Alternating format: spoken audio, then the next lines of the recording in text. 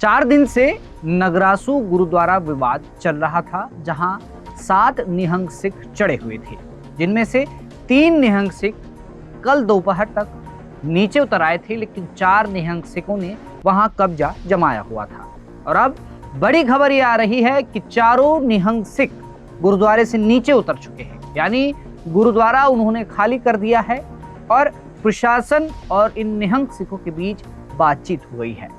किस शर्त पर ये निहंग नीचे आए हैं, 4 दिन तक इन निहंग सिखों ने गुरुद्वारे में क्या कुछ किया, आज हिल रिपोर्ट में जानिए। नमस्कार, आप देख रहे हैं हिल मेल, मैं हूं आपके साथ विजय नेगी। नगरासू गुरुद्वारा पिछले 4 दिनों से चर्चा में था।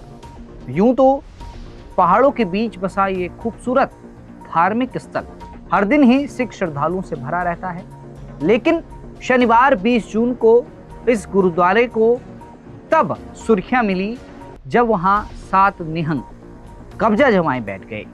उन्होंने तीसरी और चौथी मंजिल में डेरा डाला हुआ था।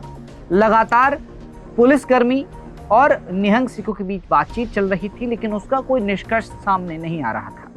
एक एक करके निहंग सिख नीचे जरूर आ रहे थे, लेकिन 4 निहंग सिख ऐसे थे जो नीचे उतरने का नाम नहीं ले रहे थे। इस दौरान उन्होंने पुलिस पर पथराव भी किया, जिसका वीडियो सोशल मीडिया पर खूब वायरल हुआ।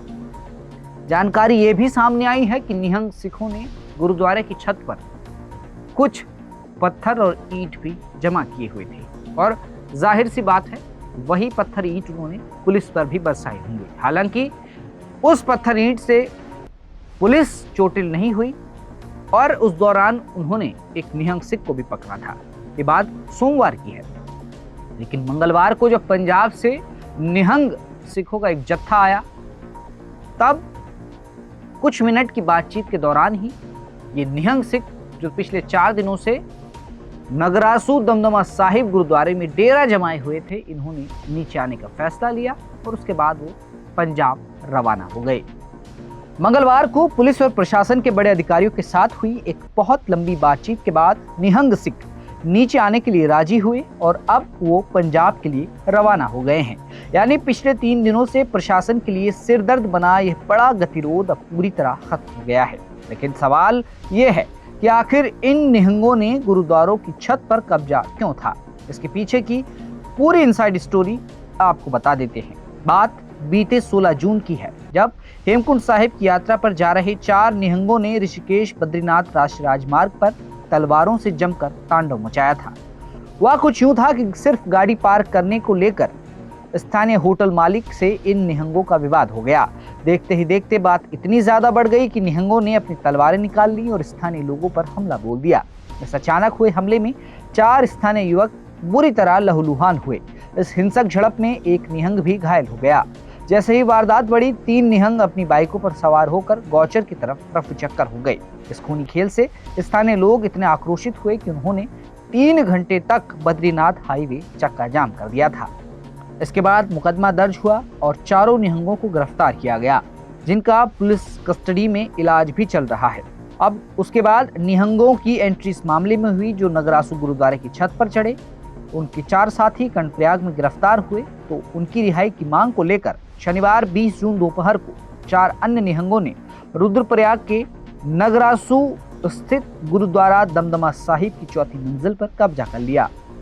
यह सिर्फ कब्जा नहीं था, बल्कि प्रशासन को खुली चेतावनी भी दे डाली कि अगर उनके साथियों को नहीं छोड़ा गया तो देश भर से और निहंगों को उत्तराखंड बुला लिया जाएगा।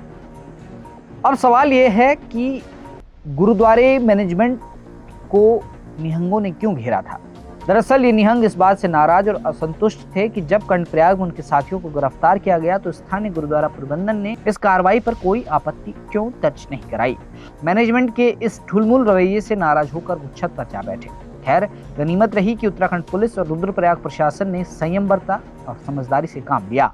कोई बल प्रयोग नहीं किया, बातचीत का रास्ता चुना गया। कई दौर की मैराथन वार्ताओं के बाद आखिरकार मंगलवार को बात बन गई। चारों निहंग शांति से नीचे उतरे और अपने गंतव्य पंजाब के लिए रवाना हो गए। प्रशासन ने अब राहत की सांस जरूर ली है। 4 धाम यात्रा और हेमकुंड साहिब की यात्रा पहले से ही पूरी तरह सुचारू चल रही है। इस बीच खबरें आ रही थी कि जब निहंग सिखों ने गुरुद्वारे पर कब्जा किया तो हेमकुंड साहिब की यात्रा प्रभावित हुई, लेकिन असल में हकीकत में ऐसा कुछ नहीं हुआ। पिछले 3 दिनों से लगातार ये बात चल रही थी, सोशल मीडिया पर तरह तरह की बात हो रही थी। एक तरह से इस पूरे मामले को क्षेत्रवाद का रंग दिया गया, सांप्रदायिक रंग देने की कोशिश हुई, लेकिन उन सब तथ्यों को नकार कर पुलिस प्रशासन ने, रुद्रप्रयाग प्रशासन ने निहंग सिखों को नीचे उतारा और उनके बीच बातचीत हुई शांति से, और इससे पंजाब की ओर रवाना हो गए। एक बहुत बड़ा सिरदर्द रुद्रप्रयाग पुलिस का, प्रशासन का ये टला है, लेकिन 16 जून को जो कर्णप्रयाग में घटना हुई उसने कई सवालिया निशान खड़े कर दिए हैं। निहंग सिखों पर भी, जो यात्रा पर आते हैं, स्थानीय लोगों पर भी। अब इस पूरे मामले की तहकीकात की जा रही है। ये मामला हरिद्वार ट्रांसफर किया गया है। अब देखना यह है कि इस मामले में आरोपी कौन निकल कर आता है, क्योंकि घायल स्थानीय लोग भी हुए हैं जिन पर कृपाण से हमला किया गया। घायल वो निहंग सिख भी हुए हैं। लेकिन अब पूरा मामला यह है कि जो भी सबूत होंगे, गवाह होंगे, पूछताछ जारी है। इस पूरे मामले में 15 दिन के अंदर इस पूरे मामले की जांच होनी है और हरिद्वार में इसका फैसला होगा। अब देखना यह है कि किस पर गाज गिरती है। लेकिन खुशखबरी कह लीजिए इस बात को कि जो गुरुद्वारा दमदमा साहिब नगरासू में स्थित है, वहाँ निहंग सिखों ने जो कब्जा किया था, उस कब्जे से गुरुद्वारा दमदमा साहिब छूट चुका है।